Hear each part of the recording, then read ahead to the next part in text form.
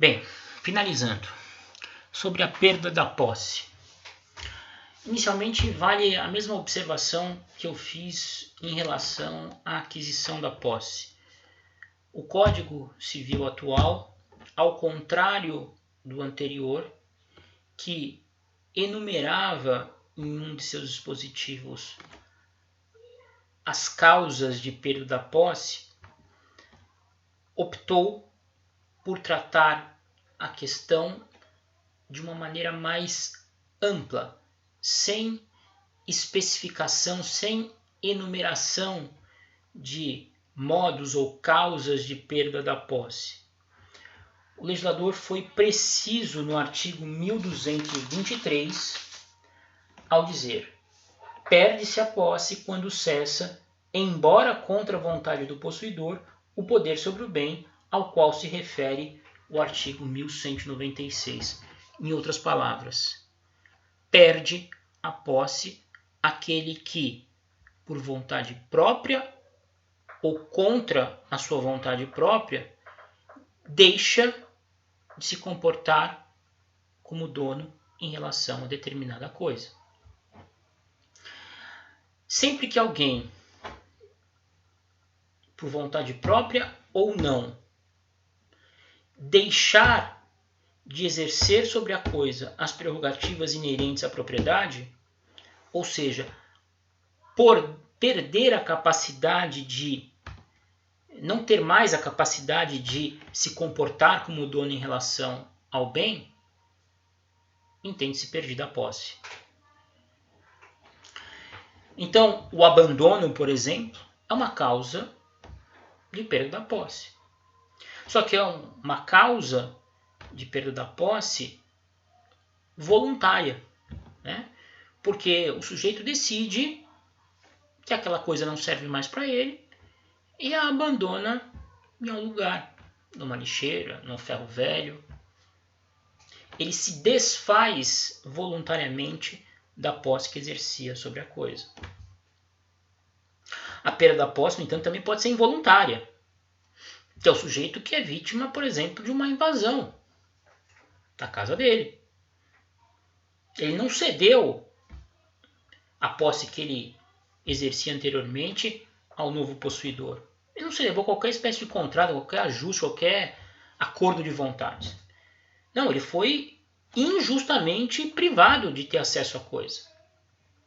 Ele não pode mais exercer poderes sobre a coisa porque o outro, a partir da prática de um ato violento, clandestino, ou de abuso de confiança, precariedade, simplesmente não permite mais que ele exerça as prerrogativas de dono sobre o bem.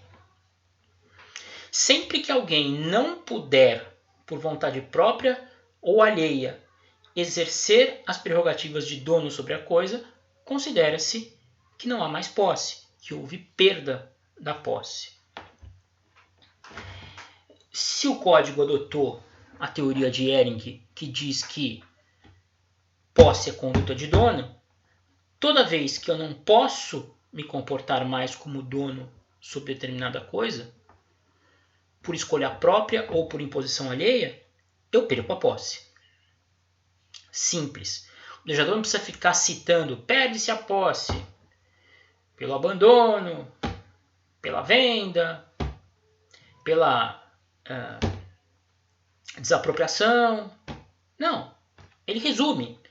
Se o cara não pode mais se comportar como dono em relação a determinada coisa, é porque ele perdeu a posse. Agora, sobre perda da posse, é muito importante a gente compreender o que diz o artigo 1224. Basicamente, o Código Civil estabelece tratamentos distintos, diferenciando a posse perdida por pessoa presente da posse perdida por pessoa ausente. Quem é a pessoa presente? é aquele que acompanha o ato de transmissão da posse ou de abdicação, de renúncia à posse que anteriormente exercia. O presente sabe o que está acontecendo, né? Sabe porque ele está ali assinando o contrato em que vai transmitir a posse ao novo possuidor, uma compra e venda, uma doação, ou ele está praticando o ato de renúncia, de abdicação do poder que anteriormente exercia sobre a coisa.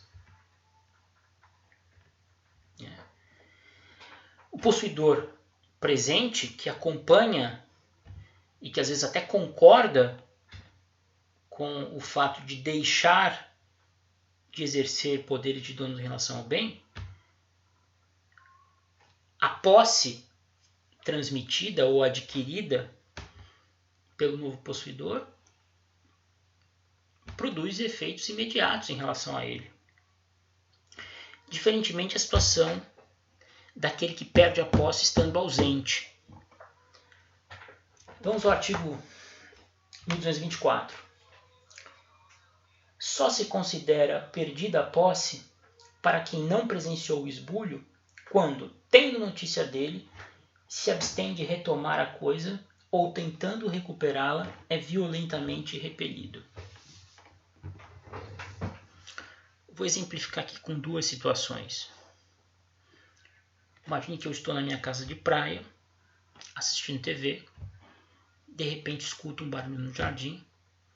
Quando vou até lá, tem 3 indivíduos armados apontando metralhadoras na minha cabeça e me obrigando a sair do local.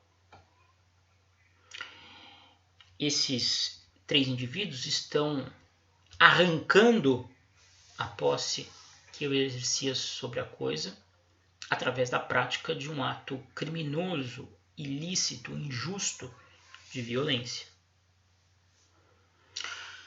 A perda da posse, para mim, nesse caso,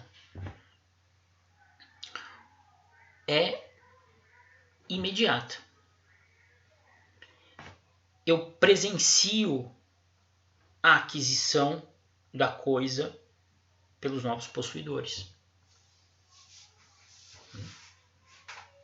É fato que se eu agir rápido, antes mesmo deles cessarem a violência para manter a coisa consigo, essas pessoas sequer vão adquirir uma nova posse. Eles serão considerados meros detentores. Mas eu, sem dúvida, já vou ter perdido a minha. Porque eu fui vítima da ação criminosa e não tenho mais a coisa comigo, e com isso não posso mais me comportar como dono em relação a ela. Diferentemente a situação do ausente. E aí nós vamos pegar o exemplo lá clássico, que eu trabalhei tanto em sala de aula, da minha casa de praia, que já não é visitada há muito tempo, encontra-se fechada há alguns anos e acaba sendo invadida por alguém que após algum tempo ali se estabelece e leva a família. A pessoa que inicialmente obteve a detenção, porque permaneceu escondida ali durante algum tempo, ao tornar pública a sua ocupação, passa a exercer posse sobre a coisa, uma posse injusta obtida a partir de ato clandestino. Agora, quando eu falo de tornar pública, para que se opere a perda da posse em relação a mim, que fui vítima do esbulho, é necessário que eu tenha tomado conhecimento do fato. Veja, enquanto eu não tomo conhecimento de que a minha casa foi invadida, de que agora existe alguém lá achando e se comportando como se dono fosse, a legislação diz que eu não perdi a posse. Vejam que curioso. O sujeito que invadiu ao tornar pública a sua ocupação, ao passar a se comportar como dono em relação a toda a vizinhança, a todos os moradores ali que o acompanham entrando e saindo, trocando cadeado, zelando pela conservação da casa, em relação a essas pessoas, ele adquiriu a posse e é possuidor. Agora, enquanto eu, dono e possuidor anterior, não fico sabendo da invasão, em relação a mim, a posse não se considera perdida. Eu que não soube de nada, continuo possuidor. Em relação a mim, vítima da invasão, que até hoje desconhece o fato, aquela pessoa que está na coisa e a obteve de maneira clandestina, continua sendo considerado um mero detentor. Aí aqui eu destaco aquilo que eu disse em aulas anteriores, sobre a relatividade das classificações das espécies de posse. Né?